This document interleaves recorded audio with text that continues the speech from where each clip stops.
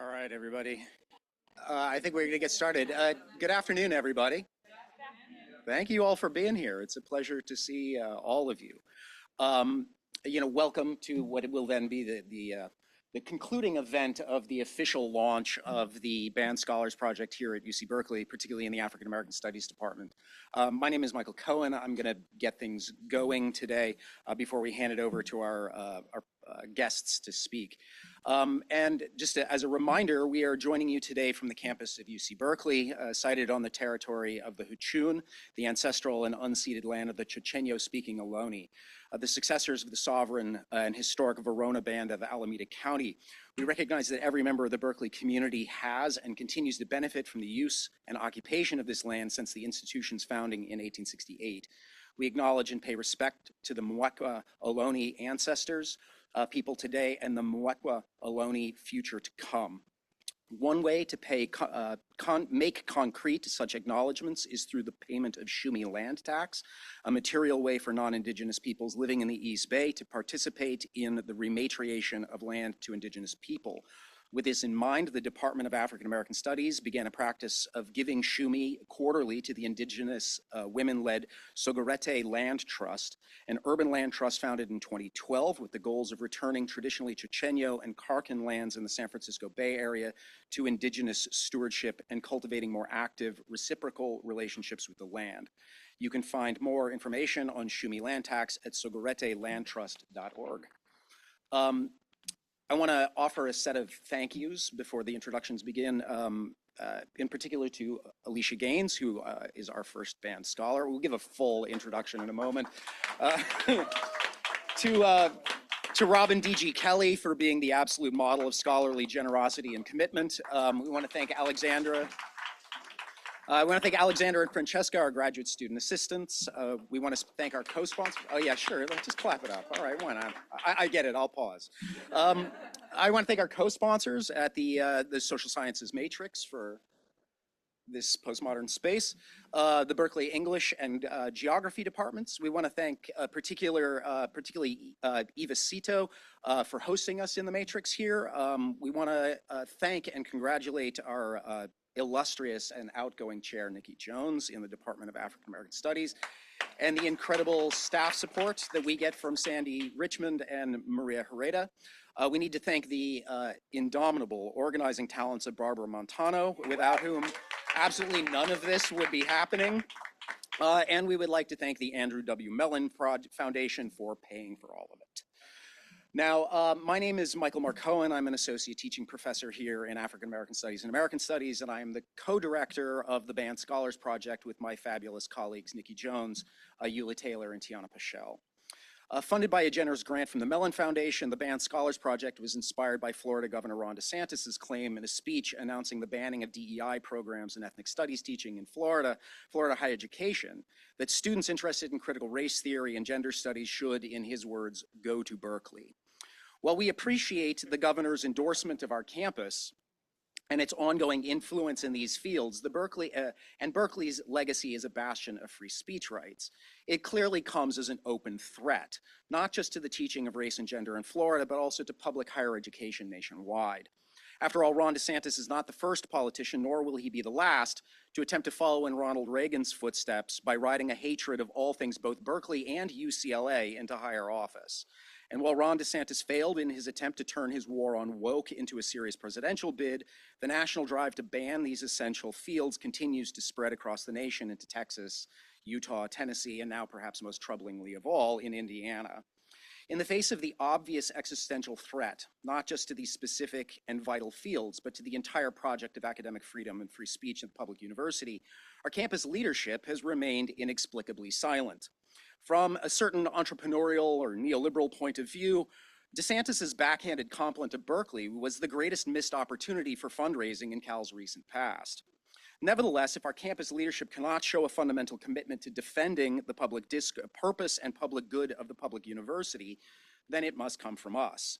After all, it is we, principally the inhabitants of the 5th and 6th floor of this building, who do the teaching in these dangerous and increasingly banned fields. We're the ones who are under attack, and we believe, as this grant affirms, that to be part of the public university must be to defend the public university. and that it is our common responsibility to advocate for our students, to defend the diversity of our staff and faculty, and to stand for the greater civic good embodied by African American studies and public higher education in general. The Band Scholars Project is an attempt to push back against these divisive, racist, sexist, homophobic, and transphobic state policies with the strongest weapon available to us: solidarity. And so we are committed to inviting scholars from around the country who are facing this threat directly in their classrooms, on their syllabi, with their students, and in their daily experiences on campus. Today, in our final event of a packed week of activity, it is our distinct pleasure to host a conversation between Professors Alisha Gaines and Robin D.G. Kelley on the state of Black studies, the expanding white lash against the Black radical tradition, and most fundamentally, what is to be done both inside and outside of the public university to resist the rising tide of fascism in the United States, which has firmly turned its sights on public higher education. You can learn more about the Band Scholars Project by visiting our departmental website, and pay attention, for we have big plans to escalate our activities in the coming fall. Now, let me introduce our illustrious and distinguished panel. Alisha Gaines, I have props. If you know anything about me, I have props, okay. Alisha Gaines is the Timothy Gannon Associate Professor of English at Florida State University. She grew up in what she calls the LeBron James corridor of Northeastern Ohio before setting off for Spelman College. From there, she earned a PhD in English with a certificate in African American Studies, African and African American Studies from Duke University. Her first book, published by UNC in 2017, is entitled Black for a Day, Fantasies of Race and Empathy, and it traces a century-long history of white people's experiments in temporarily living as Black people in a sequence of ill-fated literary and journalistic works of empathy, appropriation, and ultimately silencing. One of which, John Howard Griffin's Black Like Me, I had the tremendous misfortune to be assigned as in an all-white middle school in Colorado in the early 1980s. And let me just add that I had the great good fortune to witness Alisha yesterday enact what amounts to an academic miracle, in which she held a room of 40-some Berkeley high school students in rapt attention for nearly 90 minutes discussing what amounted to her doctoral dissertation. So it was truly both joyous and impressive. Of course, those of us who were lucky enough to attend her academic talk on Tuesday got a preview of her forthcoming work on the afterlives of slavery on Louisiana plantations and the children of the Plantationocene. Robin Kelley is the distinguished professor and Gary B. Nash Endowed Chair of U.S. History at UCLA. Born in New York City, Robin Kelley was educated by the full range of public higher education institutions here in California, from Long Beach State to UCLA. He's worked at universities all over the world, but is now firmly back where he belongs at UCLA, where he continues to innovate a distinctive California school of surrealist Marxist feminism, racial capitalism, African diaspora studies, and the Black radical tradition. A model academic, radical historian, jazz scholar, and public intellectual, Robin D.G. Kelley has authored and edited more than a dozen books, in addition to training, encouraging, and promoting the work of now 2 generations of young scholars. And rather than list them all, let me just shout out my personal favorites of his work, each of which reveals that I attended graduate school in the late 1990s. We start with Hammer and Hoe, Alabama communist during the Great Depression. His first book, Race Rebels, Culture and Politics of the Black Working Class, which all of you should read, and I still teach out of to this day. I should probably update that, but why? The Malcolm X essay remains transformative. Thelonious Monk, The Life and Times of an American Original, one of the best biographies you're ever gonna read. And my personal favorite of the collection, Freedom Dreams, The Black Radical Imagination, which again, if you haven't, all of you should now read. So as a way of getting started, I want to try and approach this conversation, this problem dialectically, to move, as it were, between the concrete and the abstract before working towards a discussion of the various political mediations between the two that shape the politics of higher education in this era of what Professor Kelley has described as a thanatocracy. So let me start, if I will, and then I'll take my seat, by asking Alisha to take some time, really, to describe for us the conditions of higher education, public higher education in Florida, and to detail for us some of the experiences of teaching African-American literature at Florida State University and living in Tallahassee under the DeSantis regime. Thank you so much, Michael. Before I do that, I would like to just echo all the thank yous that Michael already stated, and also to thank you, Robin. DG Kelley. I think the fans of the room know that DG stands for the GOAT. So when and I'm so serious about that. When I was asked, like, who would you like to be in conversation with, right? You're the first person I thought of, but then practically, right, I was asked to, they were like, okay, of course, Robin Kelley, that would be amazing, but please get us a list of other people. And before I could get that list together, because there is no other list, right, you had already said yes. So thank you so much for your generosity. So I've been at Florida State University since 2011. I'm in the English department. I'm affiliate faculty of African American Studies. I'm on the advisory board of Women, Gender, and Sexuality Studies, so I am woke, AF, which makes this particular moment very difficult because the Stop Woke Act, or the acronym is Stop Wrongs Against Wrongs on Our Kids and Employees, right? That hour is saying a lot of things. I am not part of that hour. Right. And the students I care about and learn with are not part of that hour. And so it has been a difficult transition to see a thriving intellectual community become completely chilled and afraid, nervous and scared. I've been saying this all week. My colleagues, I'm losing colleagues left and right. Can you hear me? You can? Okay. Yeah. I'm losing colleagues left and right, and not just because it's a great time to poach Florida professors. It's not just that. I'm losing colleagues left and right who don't have other jobs, who are just leaving because, to quote a friend of mine, Florida is making him sick. And Florida was making me sick until I realized I had to not let this job kill me. So I was coming off sabbatical, going back into the classroom, and I got shingles. And I'm in my early 40s. Like, I'm not supposed to be getting shingles. It was only because of stress, because I knew I was walking into a situation where they were attacking the thing I love the most, which is the classroom, and sowing distrust between me and my students. Like, there was a moment, the first semester back, HB 99 was proposed, and we knew some version of it would be legislated by the end of that semester, right? And I didn't know who is in the room. There was like this fear that a case could be brought against me.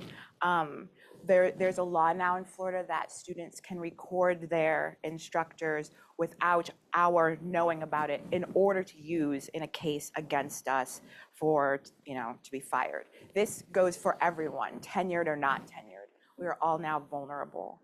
And I remember looking at my classroom that first day, and usually that's like an ice-breaking day, and you're like meeting them and you're excited. And I was like, I just hope everyone's here for the right reasons, which is to learn.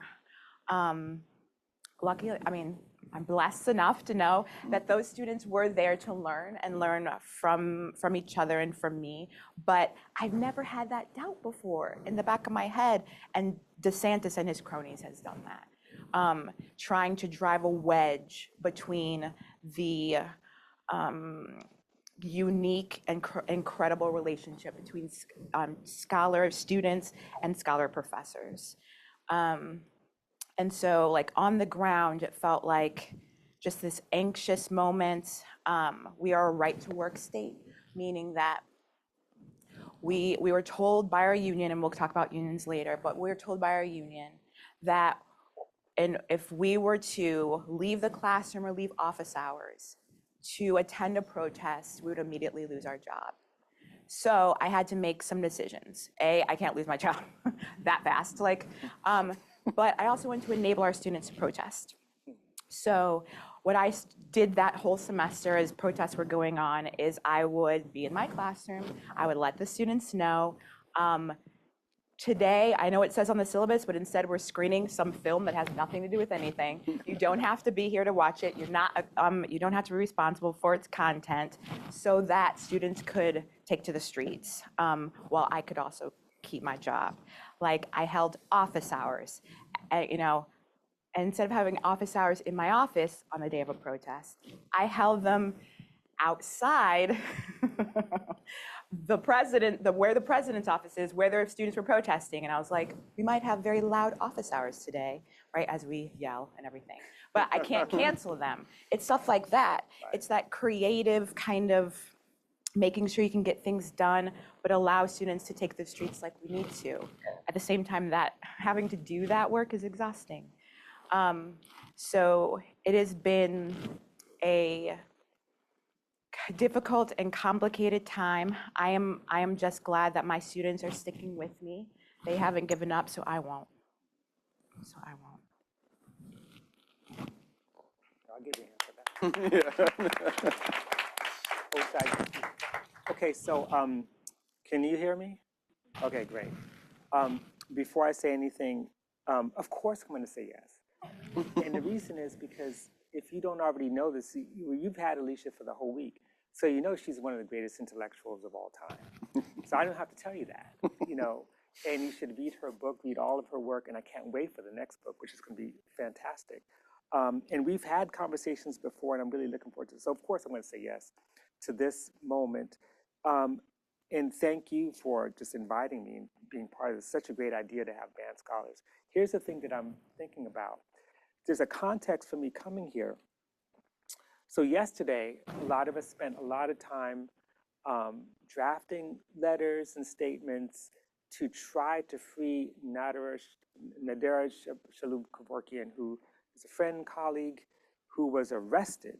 She's a professor, Palestinian professor who lives in the Armenian quarter in the old city, who was arrested for incitement, and she was just released this morning, by the way. Sure. And so, you know, and we were working on that, a lot of us, and that's why I don't like Signal, because Signal is like always ringing.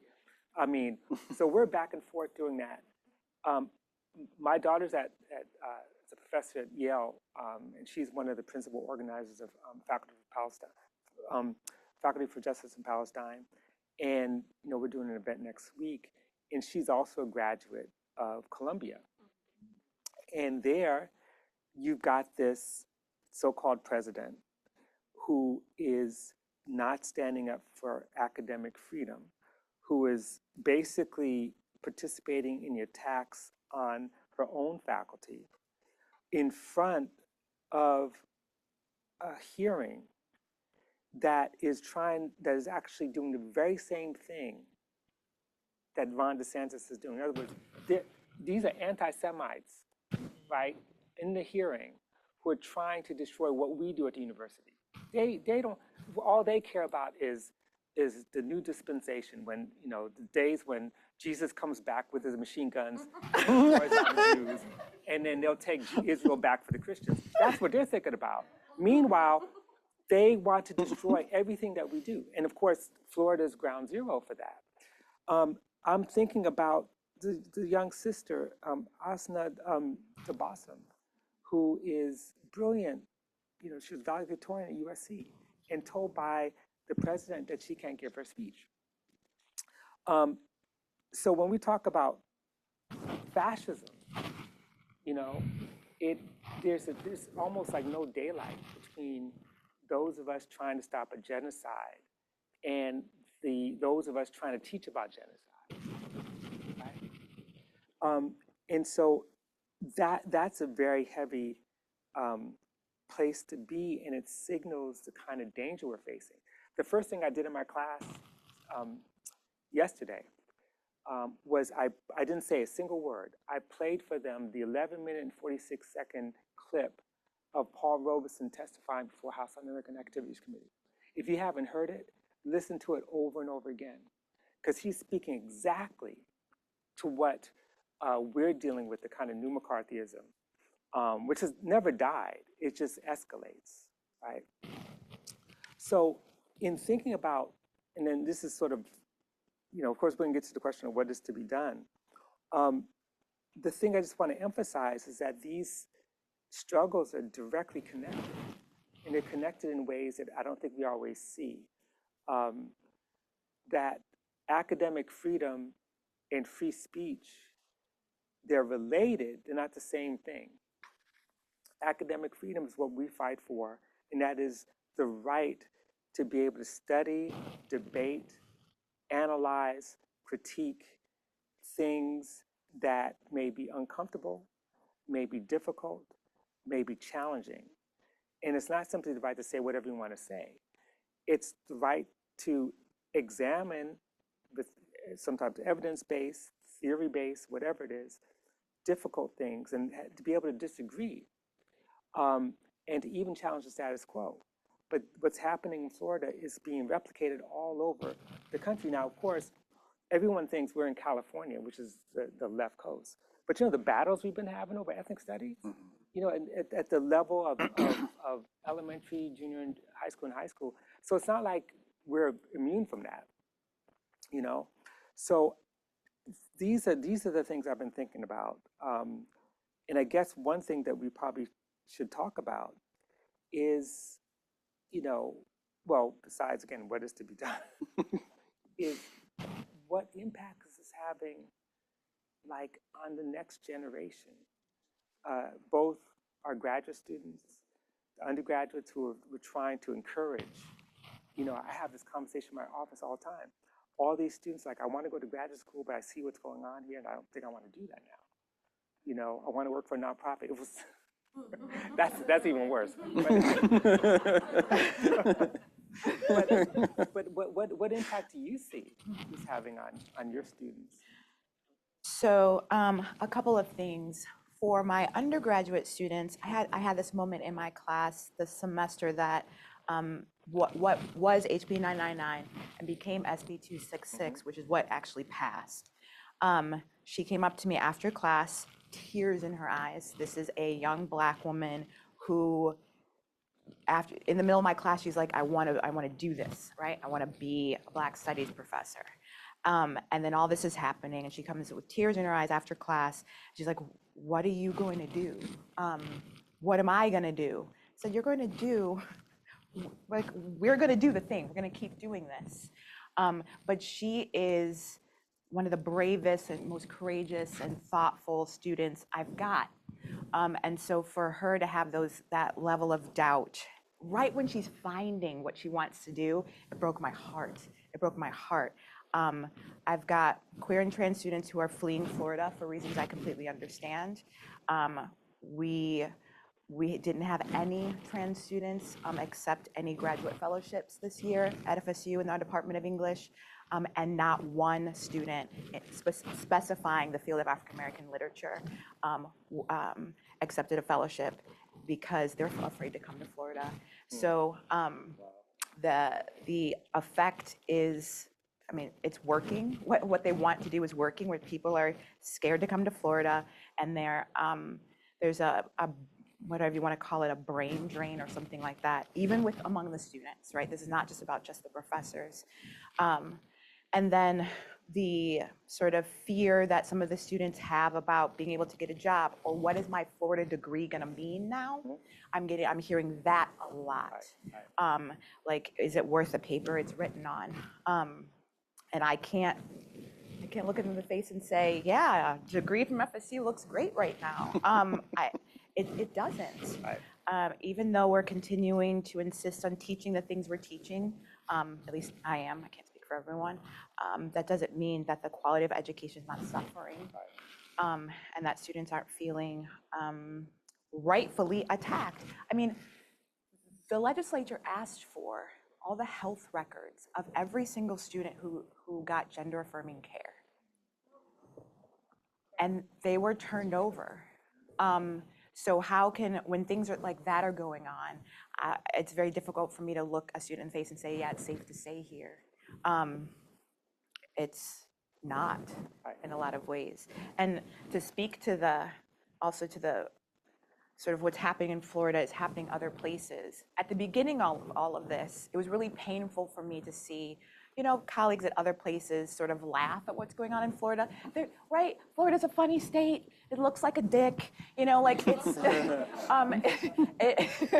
right? The oldest joke in the book. Right? And all the Florida man memes, like we shoot at hurricanes and all this kind of stuff.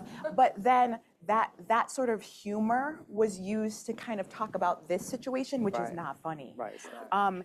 And so, yes, DeSantis is wearing go-go boots while he's doing Hurricane Ian recovery relief, but those go-go boots, right, are still goose-stepping fascism. I mean, like, so they're funny, but not. And now we've got this Florida creep that's happening all over the country, and we can't, to turn your back on Florida, I keep saying it, is at everyone's peril because it's coming for all of us. It's not just staying in Florida. This is not just DeSantis. Exactly.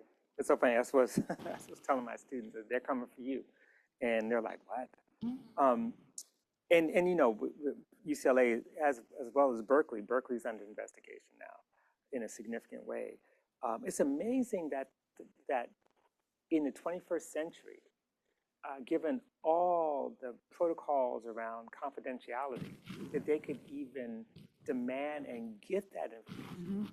You know, and that tells you a lot. It also tells you a lot about, and this is one of the things I've been thinking about with respect to Florida, and with the DeSantis and Manny Diaz regime. Manny Diaz was like the, you know, basically Secretary of Education. He was an elected official who actually had investments in charter schools, by the way. And that is what they are replacing, what they're trying to replace Black studies, ethnic studies, any kind of humanistic studies with. And one of the things that's so striking about Florida is how much money they are getting from the state legislature to create these centers, like the Adam Smith Center for Free Enterprise. And what they're doing is they're basically using the university apparatus as a way to develop these free trade policies and contracts, especially with Latin America, to basically enrich entrepreneurs who are going to do that work. The Hamilton Center, another, I think we got $3 million from the legislature. Hamilton Center is supposed to be, you know, we're going to teach the great books, right? And you got faculty saying, well, we already do that. Right.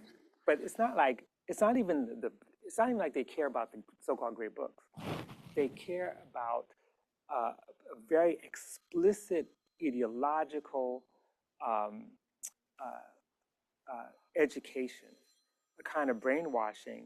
And just like anybody suffering from, you know, suffering from delusions of grandeur, they project onto the enemy what they're really doing. So they're saying that the work that scholars have been doing in Florida, which is also, keep in mind, it is one of the really important places of intellectual work. The institutions there are incredible, from University of Florida, Gainesville, to Tallahassee, Florida State, to Florida A&M, to Florida International. Some amazing scholars and great scholarship with a history of anti-racism. You know, there's a lot of people in graves in Florida who died because they're fighting for the basic rights of human beings. And yet, it's like, these are the same institutions that are being accused of doing this kind of ideological work. And one other thing that's tied to this is that this is not even new. When Rick Scott was governor, he had put in some incentives for students who were, high school students who were studying STEM, right? And those in humanities were getting nothing in terms of financial aid and other kinds of support. And this was deliberate, you know, without even questioning whether or not STEM is a contested area of intellectual work, which it is, you know. So I'm just wondering, what does this mean strategically to stand and fight? What kinds of institutions, especially not just state, but private institutions, what kind of institutions can they create that are countering the Adam Smith and Hamilton centers at these universities, getting money from other sources, not from the state, to actually stand up and fight? I mean, you know, whether it's Walter Rodney Institute, you know, which I think would be great to have in Florida, or that kind of stuff. You know, I don't know if the people talk about that. No, I think, so we started at FSU a few years ago, a Zora Neale Hurston speaker series that we're trying to get, right? Zora, I mean, the patron saint of Black Florida, what we're trying to get to become some kind of, because we don't have a humanities center at FSU. We're trying to get a kind of Zora Neale Hurston humanities center because she was in so many fields as an anthropologist and also a novelist and all the things, right? So there's energy from the faculty to create something like that. We need money, and so that's that. We've had conversations with the president, and he's like, put together a proposal and then find a funder. You know, I will say about FSU, because of all the different universities are handling this differently, and I'm shocked to say I am happy to be at FSU in the middle of this crisis, because it has not just unilaterally fired people like UF. And instead of firing people, it's done some kind of like creative renaming and things like that. And for the very first time, we have a line in African American studies that's just in African American studies, which is singling to me, you know, a kind of, they're not publicly saying this stuff to the faculty, but giving us a line of a 10-year track line. That was really important. It's signaling that there's some investment at least there.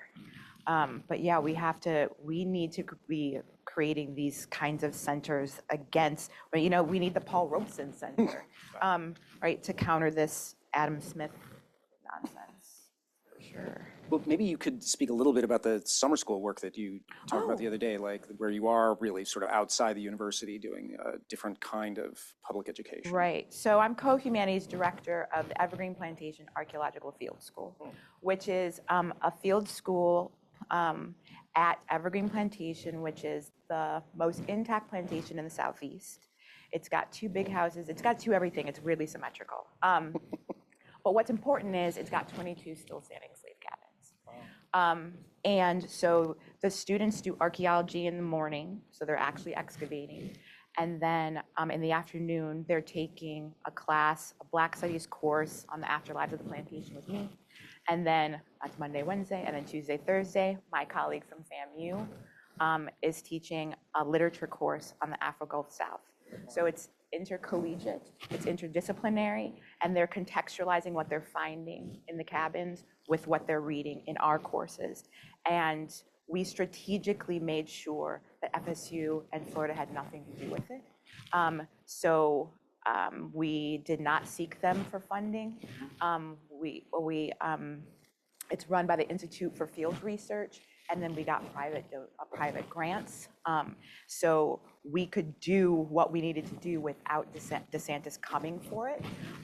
It felt very much more in the models of something like a freedom school or something like that, where we could teach, strangely enough, on a plantation freer than we could teach in the classroom at FSU, which is saying a lot. But it was, I mean, we brought in speakers and housed the students in descendant communities in Wallace, Louisiana. And so it was a really holistic, interdisciplinary experience, and education should be more like that, I think, than whatever indoctrination that DeSantis thinks we're doing. Right, and that's in Louisiana.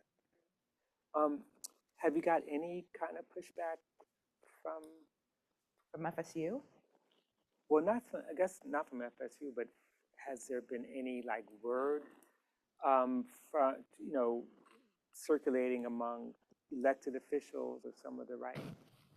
No. Okay, good. Right. Yeah, because I mean, it's you know, it'd be interesting to see how they respond, because based on the law, it seems like there's some areas that can't be touched. Is that right?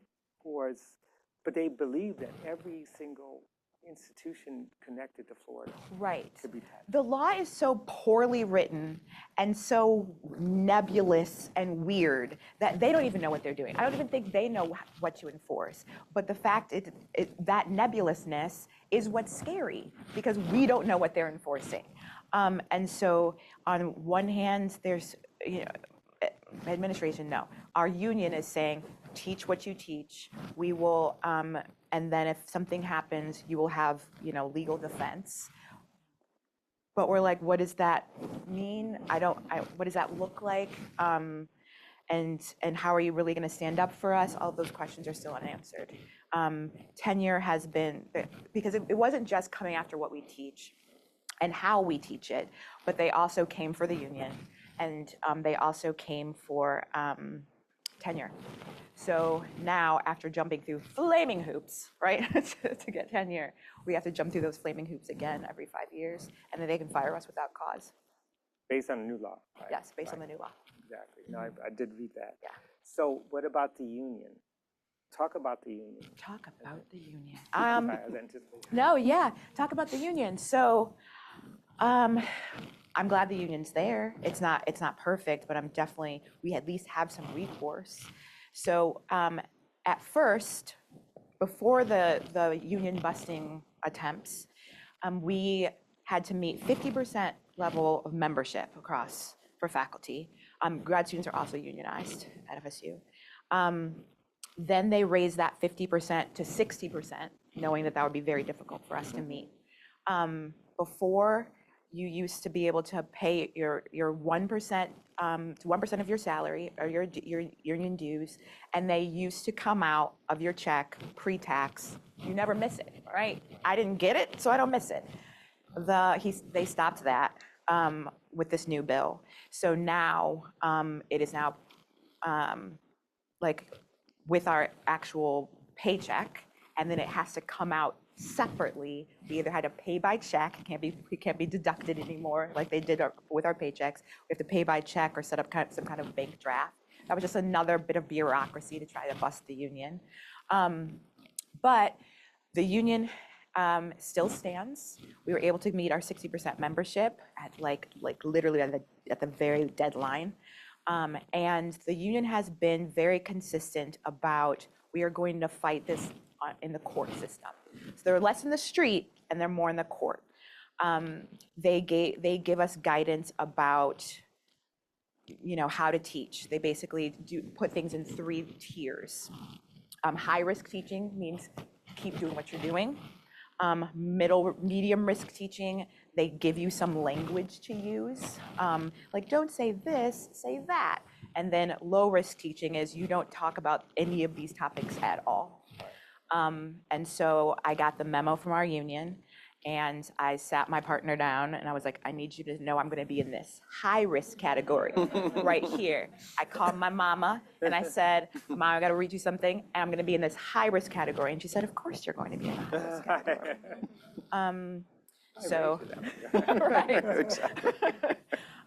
So yeah, it's every new bill, they first have to try to explain it because they're so poorly written, and then give us guidance on just sort of how to navigate it. Right. Yeah. And let's say, I'm really curious about the legal strategy. Because, you know, when you think about it, all of us in this room will agree that these laws can't possibly be constitutional. Oh, no, they're not. And of course, we have a Supreme Court that, despite recent historic firsts, you know, is still a right-wing fascist, you know, institution. So have you been thinking about, or your colleagues have been thinking about what it means to challenge the law? Like to basically be at the high-risk category, challenge everything, and then risk censure, firing possibly, or a lawsuit to be able to bring a case to a federal court and then ultimately the Supreme Court? Yeah, so the joke around the department has been, well, you know, we're looking for a test case. We're looking for, you know, and we're looking at you for a test case. Yeah. Yeah. Right. Who's going to be Rosa Parks? Who's going to be Rosa Parks? So we don't have the test case has not emerged as far as what's happening in the classroom. The first lawsuit that the union is bringing is against FSU, and it's around the tenure issue, because they were to bargain that those new tenure regulations, they were supposed to bring them to the table before enacting them, and they didn't. They asked for volunteers to go through the new review, and then everyone was like, don't volunteer, don't raise your hand. Well, I won't say what department. There's a school, they all raised their hands to go through the tenure thing. And so that was found to be a violation of our labor practices because it wasn't bargained. That's the first lawsuit. Wow. So we're suing FSU. And then looking for our Rosa Parks. Right, right. What does it feel like to actually have a state legislature try and rewrite your syllabi? Like, what are they actually telling you that you can do and can't do? I mean, this new law in Indiana is really trying to legislate some kind of intellectual parity, that if you're going to teach, liberal intellect, you have to teach conservatives, and they're generating lists of people who have to be on syllabi, and like they're instructing teachers what they, not just what they can't teach, but now what they have to. Okay. And I'm just curious, like, how does the state of Florida articulate, what it is you can do so as not to creep into critical race theory or gender ideology? How do you sort of do that? What are they? What is the? It's not the Indiana model, because it's not a list of people that we have to teach. It's about sort of how we teach, right. And we're supposed to make sure we're giving the objective other side. So when I'm teaching about lynching, right? The objective other side is what? Pro-lynching, of course. Right, the like sound of the police. or the objective, the social science guidelines for middle school now in Florida is that we're supposed to, when you teach about slavery, that you also make sure that students understand slavery gave those people skills, right? Good jobs, good skills that could only have come because of the system of enslavement. It's things like that.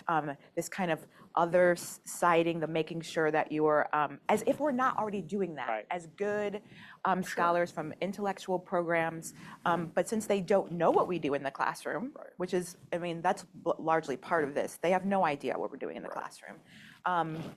So that they think that we're indoctrinating, but they're indoctrinating. So it's about sort of the language that we're supposed to use. We're not supposed to say that the United States is systematically racist. We're not supposed to say that that this is a sexist country. There's nothing institutional about anything that's happening to us right now. This is all just interpersonal conflict. Right. And you're not supposed to say a genocide is taking place. Correct. We couldn't even use that word in UCLA without being attacked, and that's another story that's going on right as we speak. But I love what you just said. I mean, I want to respond to some of this because in terms of choosing, one of the things that I learned teaching at Columbia University is they have a core curriculum, and there's a committee that chooses a text that everyone's teaching. Now, sometimes it could be something really great. Sometimes it's a kind of commercial text that I don't even know why they chose that book. But the point is that I don't know how I feel about it, but there have been times within institutions where they would impose very particular texts. And that's part of a tradition. The idea, the fact that we can even use terms like great books and then have to say, and Toni Morrison. When in fact you should just say great books, Toni Morrison. Right. Toni Morrison's great books, period, and all these other people are kind of second rate, right? So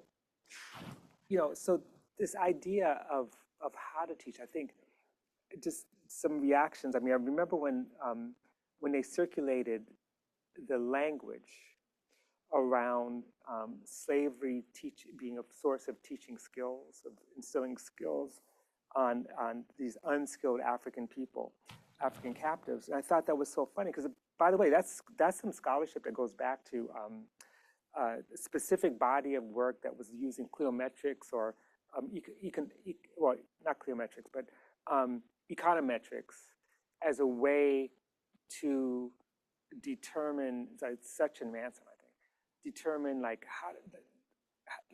how do we quantify the experience of slavery? And so that idea has been floating around since the 70s in legitimate historical circles. And of course, it's been rejected. But I was going to write an article about this, but I never got around to it.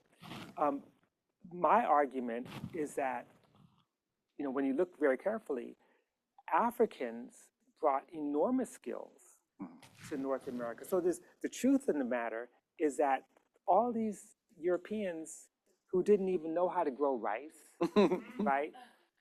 They got that from the West Africans. They came with knowledge of iron making. They were making iron in Nigeria before they were making iron in much of Europe, right? And so one of the things, when we talk about reparations, let's talk about skills reparations that Africans brought with them and taught people and used those skills and that knowledge. Because ultimately, who runs the plantation? You know this from your work. It's like when C.L.R. James says, every cook can govern.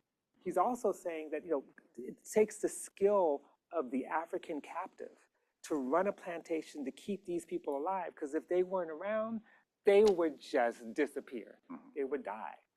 And that, to me, that's the moment to intervene on that debate about skills rather than say the opposite, which I thought the critique was bad. The critique was, well, no, they didn't learn skills. Like, in other words, the inverse. No, they brought skills. Right. And they taught all these other people skills, which is why so many of the skilled trades at the end of at the moment of emancipation had switched from having Black people doing all these skilled trades, woodworkers, blacksmiths, to a lot of European or white workers who are using the trades as a way to exclude Black people who actually had the skill. So I'm always concerned about how we respond to the critiques, how we respond to some of these ridiculous claims, because the opposite sometimes could reinforce this idea that Black people were so beaten down and so exploited, and that we want to reinforce that.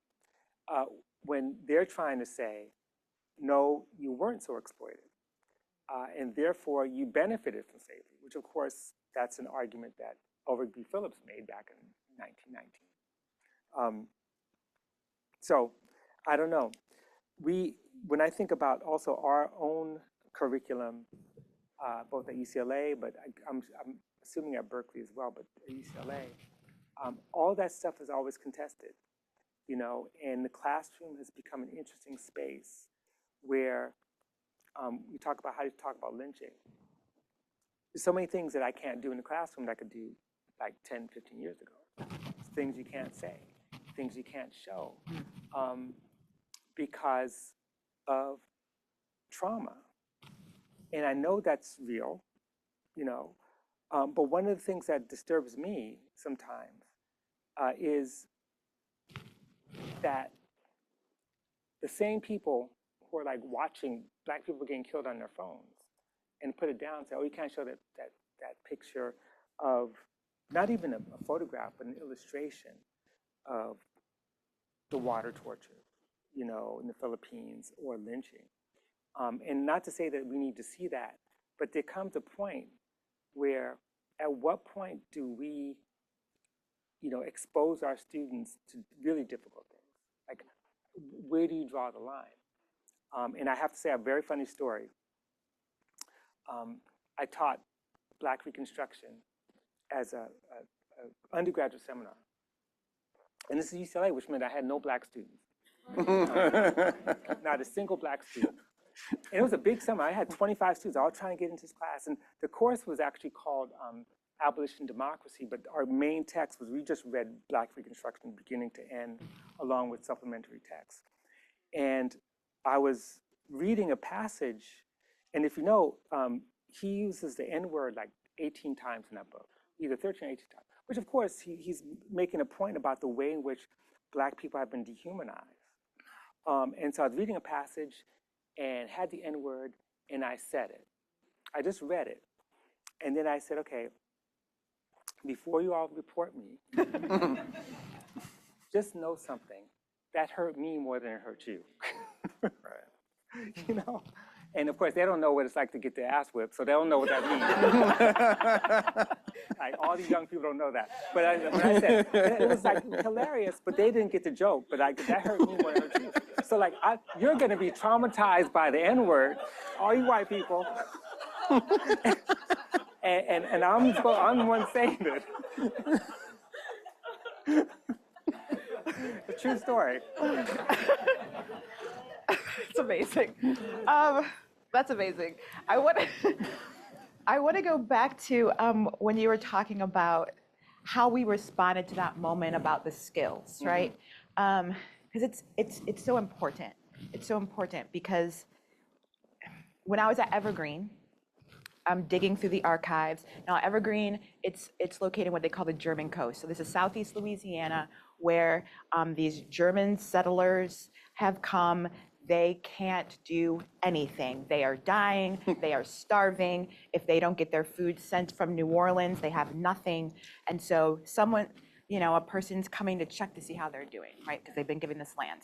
And so the inventory is like, he's dying, he's sick, Well, there was one guy who was doing well, right? And so in the notes it says, so he should get a Negro. And there it was, right? He's doing okay. So we need someone who has the skills, right? Who can actually do the settling that they need to do. It was right there in the archives at the plantation. And I try to insist on the students that came through the program last summer that the only reason that these plantations are still standing, hurricane after hurricane after hurricane, is because of the skill, right? And to look at them as a Black craftscape, right, as well as what it is, which is an edifice to white supremacy, but also, right, the reason why they're still standing is because Black folks were so very skilled and brought those skills with them. And that's what's got to stop. Like, right, that kind of awareness, that kind of thinking, and that kind of historical research and knowledge, right? I mean, I guess I want to just offer a question, and then we can sort of turn it over to the. But part of it is just to wonder, ask, like, what is the threat posed by African American studies? Like, why are these fields so dangerous to them? Like, what is, one of the questions I have is like, what is it that is different about the culture wars of this moment that's different from, like, shout out another one of your books, Yo Mama's Dysfunctional, from what, 1997? There's a different kind of era of culture wars, and why is this moment different, and why is it that, like, particularly African American studies is really at the top of the list of the most threatening fields for these folks? Exactly. Did you want to? The shortest answer to me is it's a myth-busting discipline. Yes. That it busts the myths that this country tells about itself, and it is always critique. At least the Black studies, how I was trained, it's always critique. Exactly. Totally. In fact, it's a critique for the purposes of freedom. We once, when Ruthie Gilmore was at USC and we're all together in those days, and she was chair, we had a discussion about changing ethnic studies or changing Black studies to freedom studies. In other words, as a project. And so this is exactly right. It's a critique, and it's a critique of Western civilization that is meant to both name unfreedom and produce the conditions for freedom, or at least liberation, with the hope prospect of freedom. And so, of course, when Jarvis Gibbons has this really great book, Fugitive Pedagogy, which is about Carter G. Woodson, and he opens up with all these teachers who have, like, Black history books, like, hidden. So when they're investigated by the superintendent, they're not caught and lose their jobs. In other words, this has been going on for so long. The fact that, learn from that. the mere fact that, Black studies, and I've written this before, Black studies comes after African studies. African studies begins as area studies in the 1950s. It really begins with William Leo Hansberry at Howard University, but Melville Herskovitz tried to destroy his career, but that's another story. We could talk about that later if you want to. But in some ways, African studies is area studies, which is tied to the CIA project, the State Department. And it flourished with money from the Ford Foundation and celebrated all over. So when you look at African studies programs at UCLA, started way before Black studies. Black studies came as a result of sit-ins, protests, occupations, much like other aspects of ethnic studies. Berkeley is a good example. That's how you got Black studies here, which meant that from the get-go, it was insurgent. That doesn't mean that in the name of Black studies, terrible things don't happen, that is like counterinsurgency, because that's how counterinsurgency works.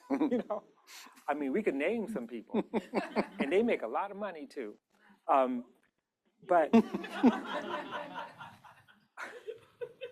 But again, it's like, I think, I'm glad you talked about the other cultural wars, because they're so similar. I mean, I lived through that stuff. I'm the oldest person here. I'm probably, on this panel. And I lived through those culture wars. I saw it, we survived it, but there's one difference. And the biggest difference is that now the right has the state. Right. They can pass legislation state by state by state. At the federal level, it's going to happen. I mean, 1776 Commission was a state project. And in those days, it was just powerful, conservative intellectuals at Ivy League schools that were pushing that. And the state took the form of William Bennett, right, and the Department of Education, but it didn't take the form of passing legislation in 44, 45 states that basically limit what we could teach. That's the difference. It's about power. Well, that's when we need a revolution. Anyway. No, so would you call, I don't know, should we call this a cultural war then? I wrote those exact words. I said, it's not a culture war. It's something bigger than that. Right. It has culture war elements, but I think it's bigger than that. This is a political struggle, an ideological war, and it extends, I think it's more extreme, because part of the culture wars of the 90s, and Berkeley was like the hot center of it, by the way, they were saying, return to the great book, return to the Enlightenment, take that stuff seriously, and don't think that Toni Morrison is equivalent, right, to, Dickens, and that kind of stuff.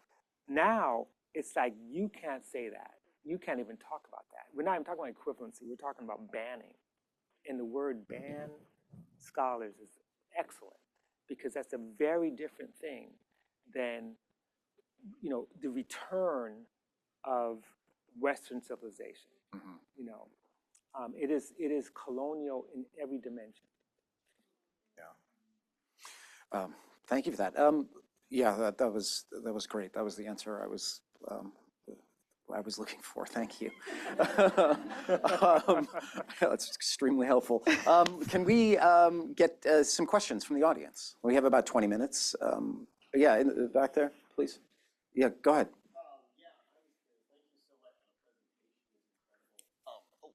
Sorry. Thank you so much for the presentation. It was incredible. I was wondering, since we're seeing kind of around the country this repression of Palestinian activists and pro-Palestine activists, like most recently at Columbia, are there lessons we could learn from Florida about how activists and students and others have resisted the sort of Florida repression? Or what are the, I don't know, similarities or things we could take away in our own struggles in other states about how to resist repression from administration or state governments? Lessons from Florida. Right, it's all, I mean, the answer to this question to me is just, it's always in solidarity. It's always in solidarity, and it's always in deep and rigorous and thoughtful community. There is a law, so we have a partial legislature. So the legislature comes in and for 4 months, wreaks havoc, and then they leave. And so there was a law in the books, actually, this past legislative session, that was, if any student who had a fellowship or got money from the state posted something pro-Palestinian on their social media, their funding could be taken away. Luckily, the union was able to, it was also so poorly written, but anyway, luckily the union was able to get that shut down. But it was about making sure we as faculty understood that attacks on tenure and things like that were directly linked to attacks on students who are standing up for Palestine. So solidarity always, I think, is my best answer to that question. That's absolutely right. And Florida's been like one of the places where Palestine Legal has been taking up a lot of cases, precisely because of kind of repression. But if there's a lesson, to me, the lesson is not Florida. The lesson is Columbia University. That we think that liberal institutions are somehow the safer bet. And you got the president having these kids arrested for holding a press conference of being peaceful. Those are the people to be afraid of. I mean, I've been saying that. Well, my mom taught me that. She says, "Don't trust liberals." I mean, if I may, I think one of the other things we're also seeing, I mean, you're right that the UC Berkeley is under a federal investigation from the Brennan Center and the like, but they're also investigating the Berkeley public schools. They're going after Berkeley High School. So it's not even, I mean, we are focused here on the stakes of the public university, but and of course there are endless bans on what you can and can't say in elementary schools and books and libraries and the like. But just on the Palestine question, that this is an issue that brings together, right, the big public school on the hill up here and the equally huge, but not quite as huge public school down on the flatlands that is Berkeley High, in which the same issue is being confronted. So they're under the same investigation. And it should be said that, well, the president of Columbia just had to, present in front of this kind of House Committee on Anti-Semitism. The next hearing will feature the superintendent of the Berkeley Public Schools, who has been subpoenaed, in addition to a number of others. So that this affects, this is working its way down. They're not just focusing on universities. I don't know if it's working its way down. I think it started at the school board level, Fair. right? So we've got people like Moms for Liberty, who look like nice white ladies who are just terrorists. I don't know, right? So I think it actually worked at the school, taking over school boards first, and then went up to us. No, you're absolutely right. I'm just thinking in terms of this congressional hearing, but you're absolutely right about that. It is true. That is right. That's where it begins. Yeah. Question, please. Hello, thank you so much for this conversation. My name's William. I'm in the Geography PhD program. I have two questions. The first question relates to a couple of weeks ago. I'm studying for my qualifying exam. A couple of weeks ago, I had a conversation with one of my advisors, and I asked him in kind of Caribbean theory, why so many of the thinkers came from Trinidad and say not Jamaica? And he said, well, because in Jamaica, the same people were getting proper jobs, real jobs. Right? He was saying they became engineers, doctors, lawyers, not necessarily academics or thinkers. And I wanted to bring that into this discussion because it made me think of, when we think of people, Black people, I think of people growing up, they get into college, they went to study STEM because they needed jobs. They needed jobs to provide for their family. They needed jobs to get themselves out of poverty. And so within that, I'm thinking, there's the argument within Black studies that it doesn't have the same employability, right? And some people from these lower classes, for instance, me, we have to fight that within our families. Why are you studying this when you could have become a doctor or an engineer?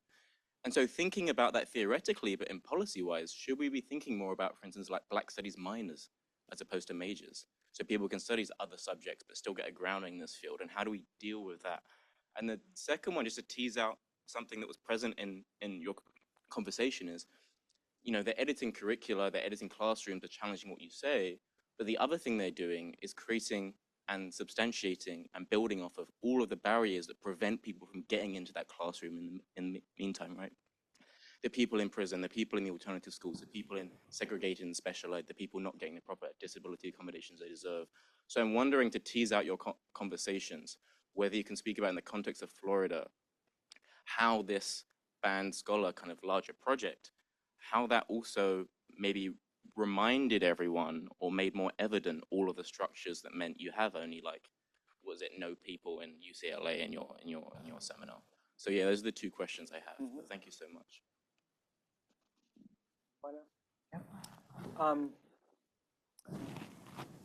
It's good seeing you again. Yeah. There's a couple responses. One on that question, the explanation for why Trinidad I mean, I'm skeptical because a lot of those people are going to the University of West Indies Mona campus in Jamaica, and which was one of the great intellectual institutions. So to sort of say that, well, in Trinidad, they don't have proper jobs, in Jamaica they do. They're working in bauxite mines or whatever. I question that. I also question when we think about this in English language, but when you think of the French language, then let's talk about Martinique, you know, as being one of the centers of, but that's, you know, neither here nor there. I think the larger point that you're making about what is a proper job, and you know, my family's Jamaican, my mother's from Jamaica, and going to university to study English gives you more opportunities than working in a bauxite mine, you know, or cutting cane, or working in tourism. So, you know, in many ways, the Caribbean response often is like education is the way up. Our problem is not that you're not going to make money doing this other stuff. I think there are two issues. Well, first of all, I make a lot of money doing what I do. I get paid. Like people look at my base salary, they're like, "What?" You can look it up. So yeah, you can look it up. And so just the idea that somehow in the humanities we don't make money, it's just like not even true. Like you can just tell by the car that people drive, you know. But the second thing is, let's say it's true. That's a problem not of the job, but a problem of the structure of labor and our wage. And so, you know, the thing is, people who work in the bauxite mine should be able to get the wages that some of us get in the academy. People who work in the academy should be fighting really hard not to allow it to become casualized labor, in which people are teaching 7 or 8 classes to make ends meet just to be able to pay the rent. It's the same labor. It's the same intellect. It's the same investment. And why should they get paid so much less? The deep inequalities within the university over the same work is much deeper even in industry. In industry, at least, you know, where unionized, there's certain kind of these floor and ceilings. And they're racial, they're gendered, and those things need to be addressed. But university is one of the places where, you know, you can either use fast or famine, or feast or famine, and fast. So that's sort of my response to that. But I also think finally, and I had a conversation with Lonnie Bunch, you know, public conversation at UCLA. We was visiting, and one of the things we talked about is like how we got into this stuff. We got into it because we are so curious and we love the work. I mean, love the work, love the archive. The archive is not a scary place, by the way, for those of you who think so. Love the curiosity of discovery. Feel grounded. It's not just the political drive to change the world. It's you gotta love what you're doing. And there's nothing more exciting than being in the university where you could actually ask hard questions, read stuff you never read before, read stuff that's really no one's ever read before, and create thoughts. That's exciting. And there's no reason why anybody, no matter what they do for a living, shouldn't be doing that. This is the work that we should be doing for joy for every single human being on the planet, right? And we can do that. And that's what I think we've been fighting for. Black studies, when it emerged in the Bay Area, the idea was to bring Black studies to the community. And the community both as a source as a resource of knowledge, right?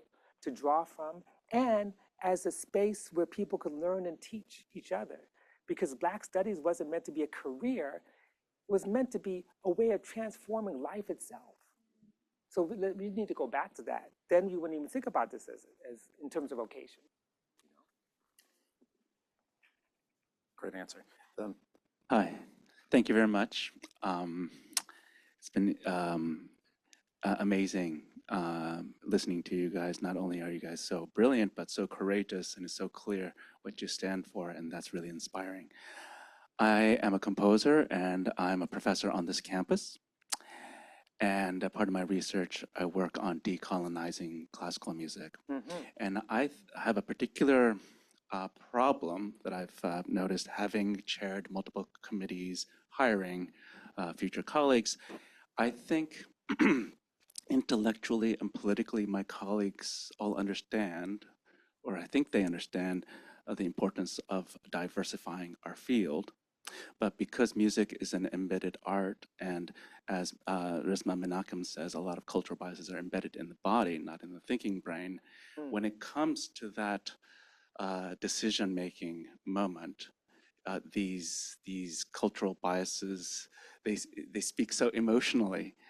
And how do we bridge that? Do you have some strategies and some experiences to help us move across that, the divide from the body and embeddedness to help diffuse racism more broadly? That's for you. Is it? I don't know if it's for me. Because the thing I thought of when you were speaking, which your work sounds amazing, by the way, Yeah.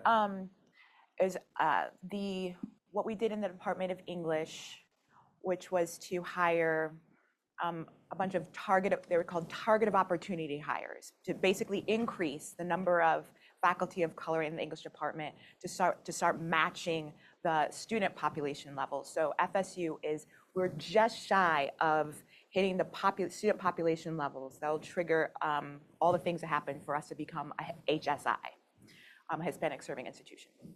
And so the department was really trying to do that.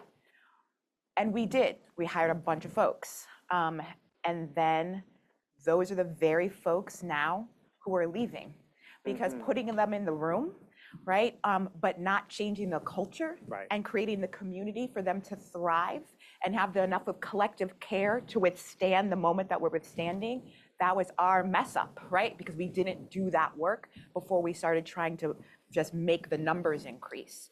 So it's not just about, it's about, yes, targeting those folks and getting them in the room, but also making that room hospitable and making sure that they can thrive there and not just be a brown face, right, in a white space.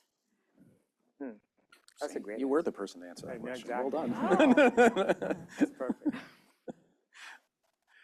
Thank you both so much for this really generative conversation. My name is Yasmin. I'm a postdoc here in the African American Studies Department.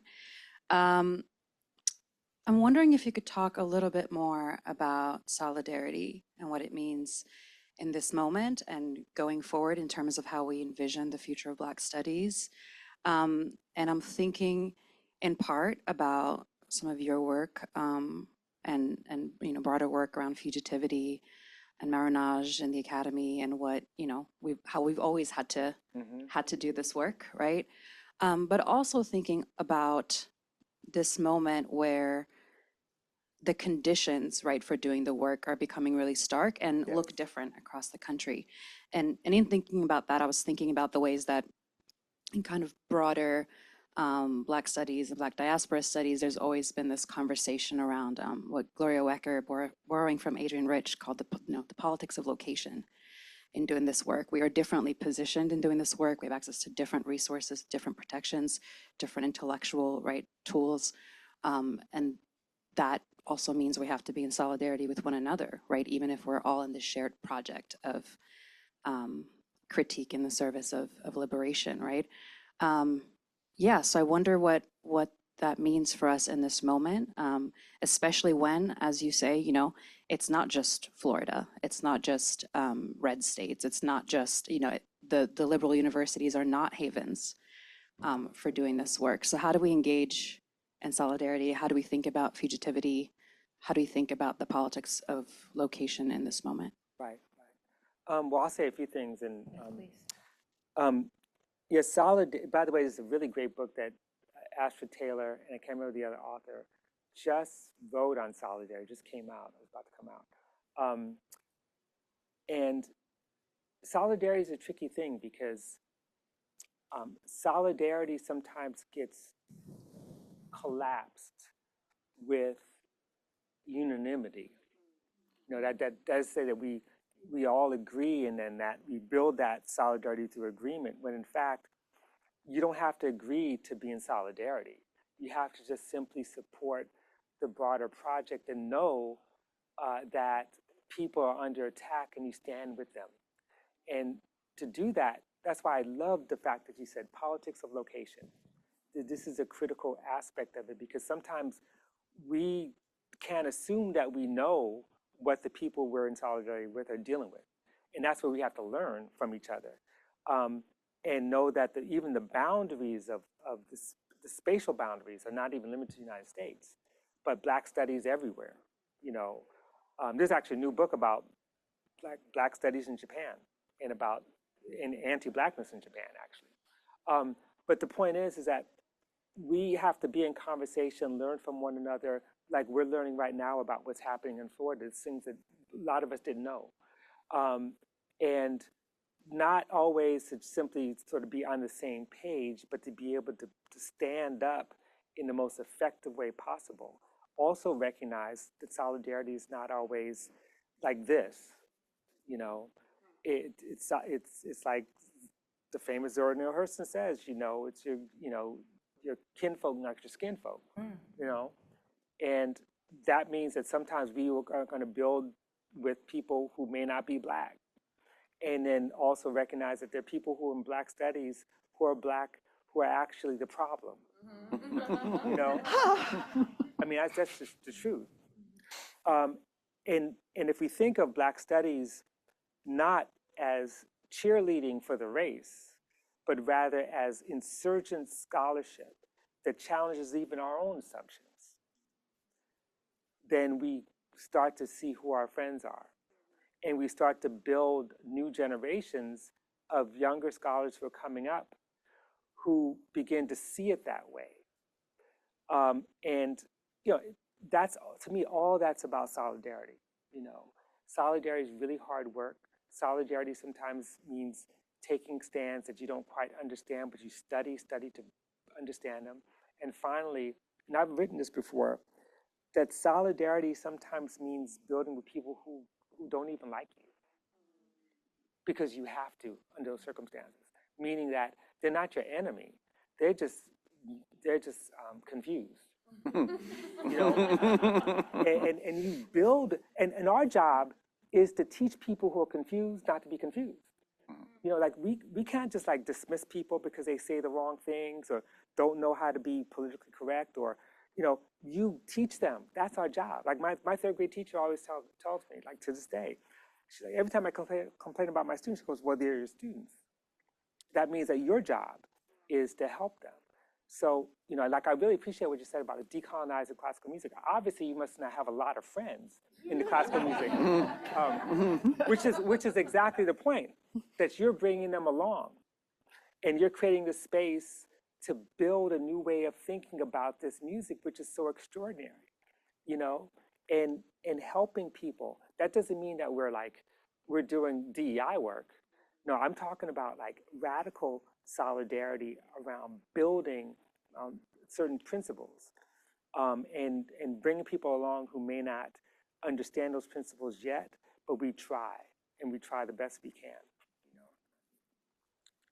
know. I think we're close to out of time. I'm wondering if we can offer you an opportunity to You didn't want to say something? offer a last word for us on this question. Oh, on this question or just period? Whatever you like. Yeah. Yeah. I think you handled that question, so.